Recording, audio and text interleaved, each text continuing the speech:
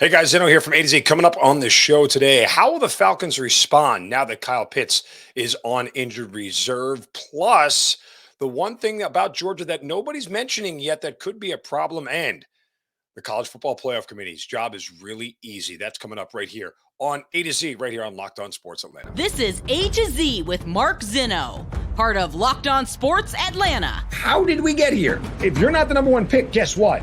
You have no guarantee. That's where you are. And it starts. Does that make me a genius? Yes. Now.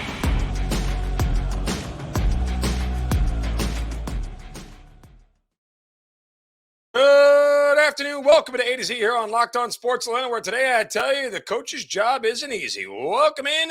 We are live here on this Tuesday. A lot to do today. Give us a follow on Twitter at Locked On ATL. I'm at Mark Zinno, MarkZinno. Subscribe to that YouTube channel. Give a thumbs up to the content there and get us to 5,000 subscribers. You guys are doing an amazing job, and we appreciate the love and support as well. Locked On Sports Atlanta on Roku TV. However you get your Roku TV, your Amazon Fire Stick, download that Roku TV app. And make sure you guys check out Locked On Sports Atlanta every single day. We've got a bunch to get to here today with a lot of important football coming up here this weekend, not only for the Georgia Bulldogs and the College Football Playoff, but also the Atlanta Falcons. And that's where we'll start today because we did the show yesterday. We weren't sure. We talked about, Kyle Pitts, probably just best to shut him down for the year, a guy who's been wildly unproductive by the metrics of what he did last year. And, of course, within an hour of finishing recording the show, the Falcons make it official. They put Kyle Pitts on IR. And by all accounts, he's done for the year. Now, there's an interesting thing that happens in the NFL sometimes, and more the NFL than anywhere else. And maybe because the NFL is the one game that has the most players on the field at one time. I mean, look, there's 5 basketball players, right? There's the pitcher, but there's 8 other baseball players. And even in hockey, again, you got a goalie and 5 other guys on the ice. With so many guys being out on the field, it seems like, 11 on offense, 11 on defense, by the way. It seems like that one guy shouldn't have that much of an effect on a team, but it can. And it's stuff like this that has happened before. And most recently, remember, you see it with a guy like Odell Beckham Jr., right? Or at least some of the rap on OBJ was that when he was out of games, teams played better than when he was in games. And I'm not going to assert that that's going to be the case with Kyle Pitts, but this is a guy who has 28 catches for 356 yards and just 2 touchdowns. We asked that Kyle Pitts get more than 1 touchdown last year. Well, he doubled it. Now we're at 2. So there's that. This is a guy who's averaging just 35 yards receiving per game. Last year became the second tight end in NFL history to amass over 1,000 yards, rookie tight end to get over 1,000 yards. And this is a guy who this offense was supposed to be centered around. Now, it's not that Pitts numbers are bad because the Falcons aren't trying. They are, and Smith has said that repeatedly. He's been targeted on almost 29% of his 207 routes this year. That's the highest target percentage among tight ends in the league this year, but he's only catching the ball on 47% of his targets, which ranks 30th among tight ends and 137th among all players. What is his effect on the offense going to be? Well, you're going to find out. I think there's 2 things that will unfold. One, manifestly, and we saw this a little bit where Pitts was out for a couple of games, was out for a game earlier this year, and that was Drake London wasn't easily as found open without Kyle Pitts on the field, right? That was a product of it. So how will Drake London suffer? Will the Falcons rely on the run more? What will happen, as far as the other guys getting open and things of that nature? I think that's fair. The other part of this is will we start to see the backup tight ends find some measure of success more than Kyle Pitts? If the answer is yes, then I think there are some valid reasons for that happening. One, Kyle Pitts is easy to spot on the field for the defense. They look for 8. They know where he is. He's the biggest, tallest, and probably the fastest guy on the field. So when they're breaking the huddle, there are probably on the defense of the 11 sets of eyes that are there, probably 5 or 6 of them at least are looking for where number 8 is. That's easy. On the flip side, no one cares about where Michael Pruitt lines up. Why? Because he's Michael Pruitt. And that's not a knock on him, but there's just not that reason to notice other than where the body of the tight end would be. That's it. Yeah, and that's part of it. And between Pruitt and Anthony Ferkster, even Felipe Franks, who might be in the rotation here, uh, none of those guys are going to invoke any sort of fear from anybody in the defensive side of the ball. That said, they won't be as much of a focal point. They'll shift their focus to Drake London, other wide receivers. And plus, it's easier to scheme tight ends open than it is necessarily wide receivers. Smith is good at that. Well, if you're going to sit here and say, why would Smith, if he's so good at scheming tight ends open, why couldn't he get Kyle Pitts open? Well, because, again, there were probably two guys covering him nonstop, making sure that wasn't going to be that guy who's going to beat us. They'll leave Michael Pruitt and Anthony Ferkster one-on-one on anybody on the field. And those guys just got to go out and make plays. And this is really a very, very important, game for the Falcons, given what exactly is on the line here. And oh, by the way, this is not exactly a team that they're playing that has allowed tight ends to flourish, period. The Washington Commanders this year have only given up 2 touchdowns to tight ends on the season. In fact, they only average giving up 3.5 catches per game. And nobody this year, no team from the tight end position has gotten more than 70 yards against them. And that the one team who did was the Eagles, who have a pretty good tight end in and of themselves. So there's that. It's going to be a tough matchup all around. And the Falcons are going to have their hands full. This is a Commanders team right now that is playing some of the best football in the league. And then I'll remind everybody, this is why you don't predict wins back in April and in August. Did anybody have any idea that the Washington Commanders would be playing this level of football to the level that they are right now with Taylor Heineke at quarterback? This is a team that over the last 6 weeks hasn't given up more than 21 points to anybody. Their defense is legit. This is another team that runs the ball really well. And they have a lot more weapons right now than the Falcons do, all across the board. So it's going to be problematic. And oh, by the way, they're doing this without Chase Young back yet, who may be back this weekend, which is even worse because Chase Young was activated by the Commanders yesterday. So, yeah, it going to get ugly this weekend. Don't like the spot at all for the Falcons. Not one iota. And there's a reason why Washington is favored by 4.5 here. This is going to be Arthur Smith's toughest coaching job to date this particular week.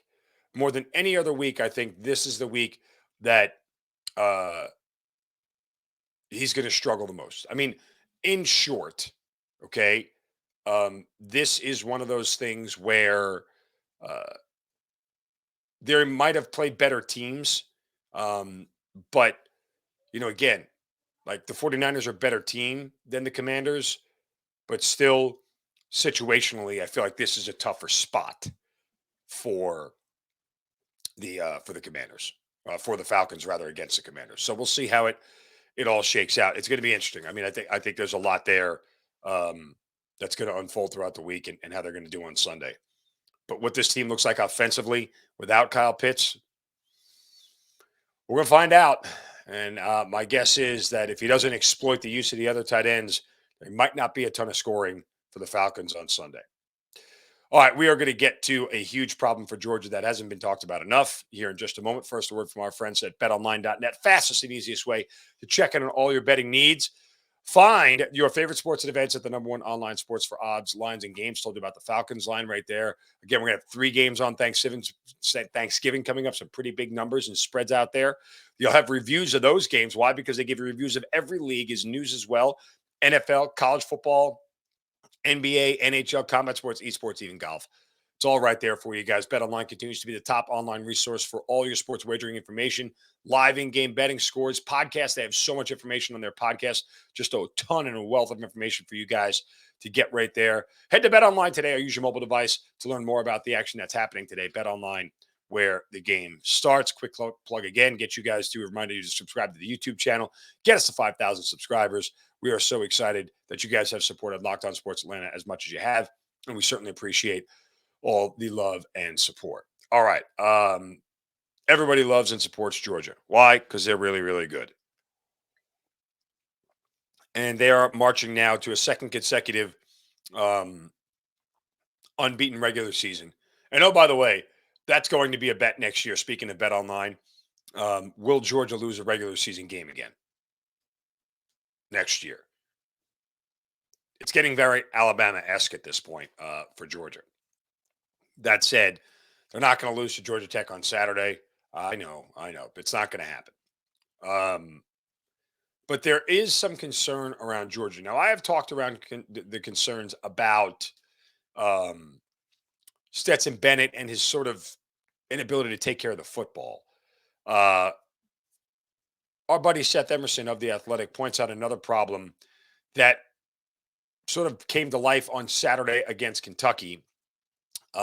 And, has been something that has sort of plagued Georgia all season long under the radar, but because they keep winning, it's not really coming to the forefront, and that is their lack of touchdowns in the red zone. Now, Georgia has the best red zone percentage in the nation when you count field goals, but including only touchdown, Georgia falls all the way to 52nd in the country. On Saturday, they went to the red zone 5 times. Georgia only got in the end zone once. Settled for 3 Jack Podlesny field goals and decided to go for it from 4th and goal from the 1, didn't get it. So, is this a real problem for Georgia? You could argue that it is, but you could also argue this is maybe a little bit more about Todd Monken and the offense trying to get too cute. Georgia averages 5.4 yards per rush and probably has two of the most dominant tight ends rather in the entire sport. And how do they not just make this that simple? You could call it coaching, you could call it play calling, you could call it execution, you could call it a lot of things. Not everything is, actually, not everything is the same on all those red zone drives, so it's hard to figure out. Runs from the 5-yard line or closer. Georgia has rushed it 41 times, scoring on 19 of those rushes, an average of 2.16. That ranks 40th out of 77 teams with at least 20 such attempts. On passes from the 5-yard lines or closer, Georgia's 8 of 12 with 6 touchdowns. That's tied for 13th most in that situation. No interceptions, no sacks. And to Stetson Bennett's credit, of all the turnovers he's made, he hasn't turned the ball over in the red area. Here's the thing. And this is probably why this hasn't come to the forefront as a bigger issue. And that simply is Georgia can afford to get away with kicking field goals because their defense has been so good. Now, let's fast forward. Does that same situation apply when they face a team in the college football playoff? Now, I know, Georgia fans, I know, God forbid anybody think that somebody could beat Georgia. But,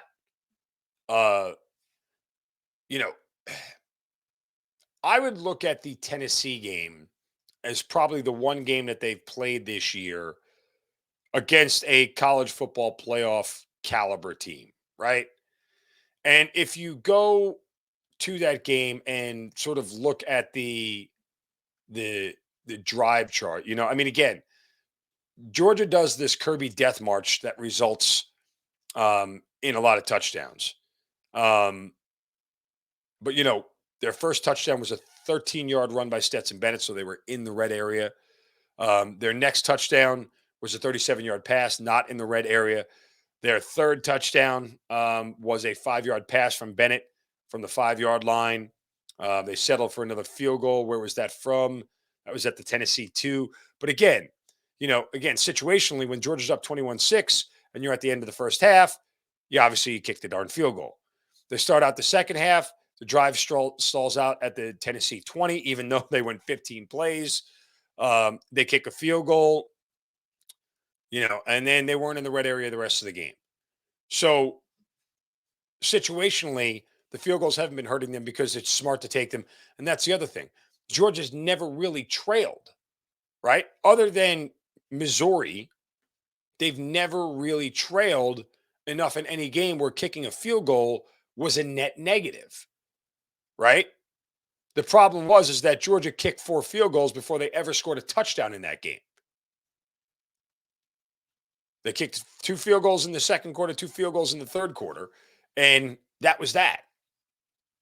So, and was that important? Yeah, because, well, they never really were down by more than 1 touchdown at any point in that game. They were down by 10. They were down by 13 at one point in the second quarter, but there's so much time left. Of course you kick the field goal. Situationally, again, they go down half 16-6. Their first drive out of the third quarter, you kick a field goal to make it 16-9 because it's a touchdown game, right? Missouri kicks another field goal. You get down there, you're going to settle for another field goal. And Podlesny in that game had field goals of 34, 28, and 29. Those are all red zone area field goals. They just are. So that's the only game where it was ever in doubt that Georgia, maybe needed to go for it when they didn't have to go for it. But when you play with the lead routinely, field goals aren't a bad thing. That's why this isn't being talked about. Now, when you get into a game against a team like, Ohio State, if they're 4th or whatever, or Michigan or USC, a team that can score and score very quickly, can you settle for field goals? Nobody really knows the answer to that. We'll find out. But that really is something that needs to be considered when it comes to how this team performs in the college football playoff. Will it hurt them? Chances are no, because again, their defense is so good, but just something to think about. If you get a game where the perfect storm comes together, Stetson Bennett not taking care of the ball and settling for field goals, you may allow a team to hang around longer than possible. And if it's a team like USC that has a high-powered offense, I think USC's offense is every bit as good as Tennessee's for the record. That said, somebody would argue, well, Georgia's already played a USC offense. They did, and they also gave up 50 points in that game. The last time they played Oklahoma, when Lincoln Riley was there with Baker Mayfield in the college football playoff. So, we'll see how that goes. Anyway, just something to think about going forward. All right, speaking of the college football playoff, their job's going to get really easy, and there is a scenario where Georgia's worst foe could end up in the college football playoff. I'll discuss that here in a moment. But first, it is time for our Shovels of Wisdom. Brace yourselves, because it's time for the Shovel of Wisdom.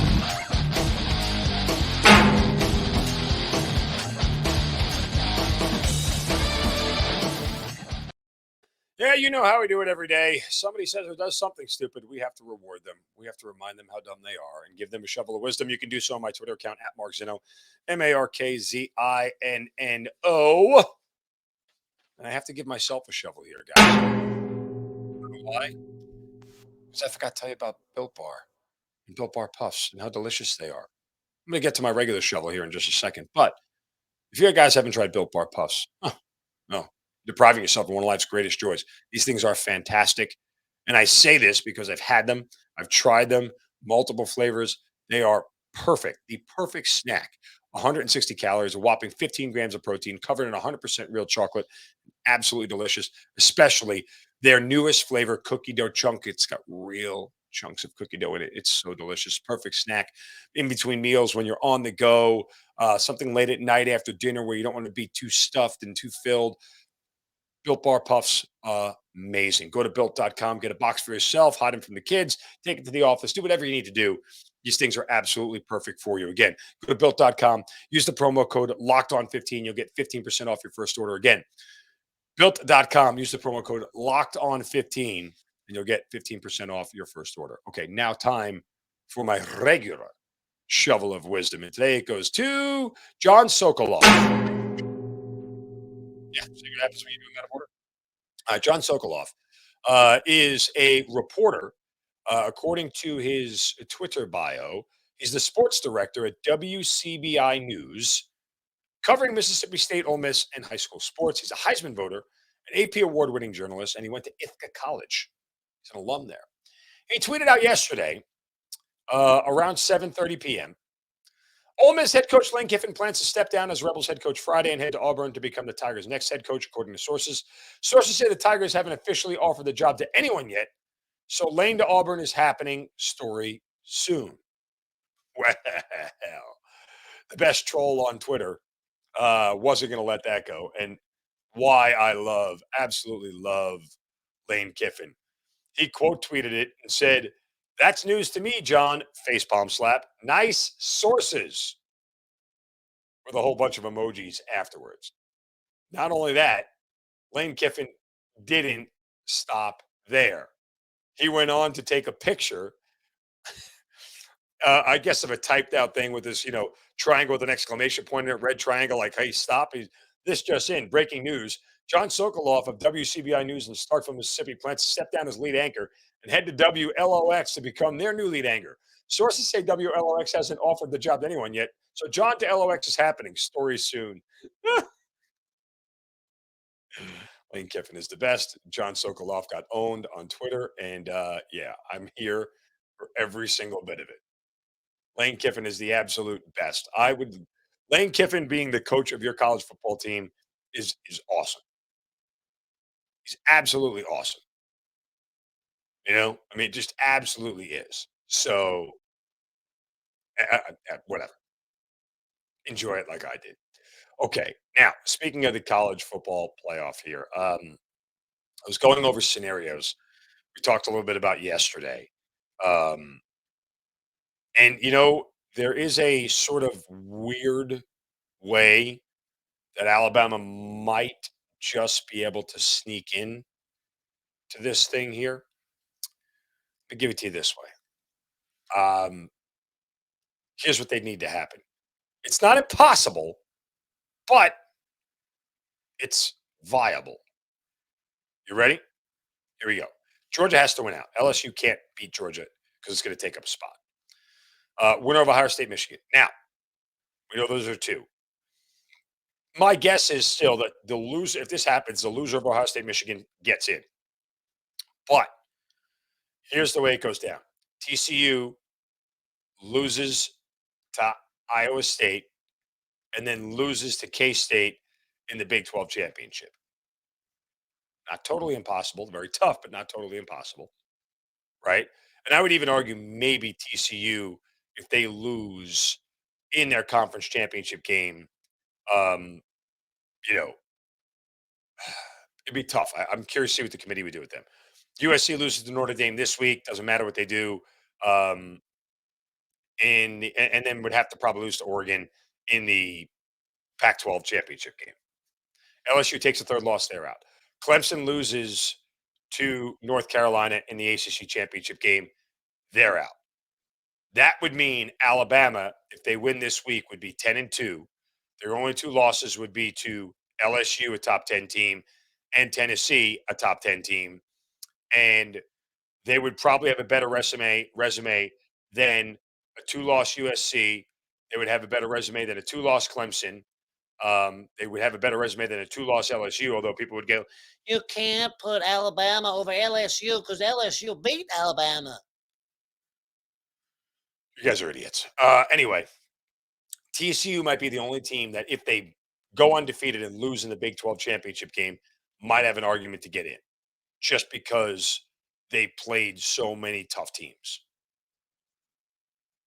But the real question is would a two-loss Bama have a better resume than a one-loss Michigan who lost their final regular season game to Ohio State?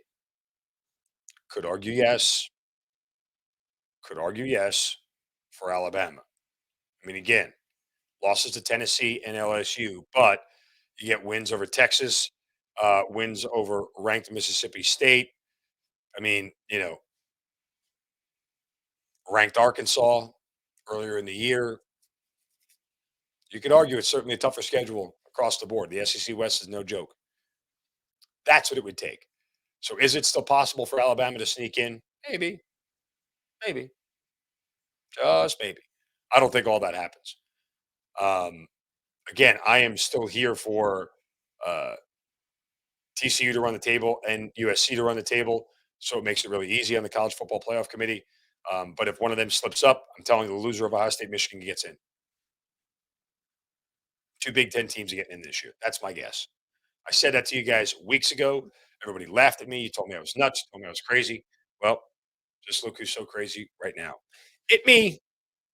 It's me. I'm also right sometimes.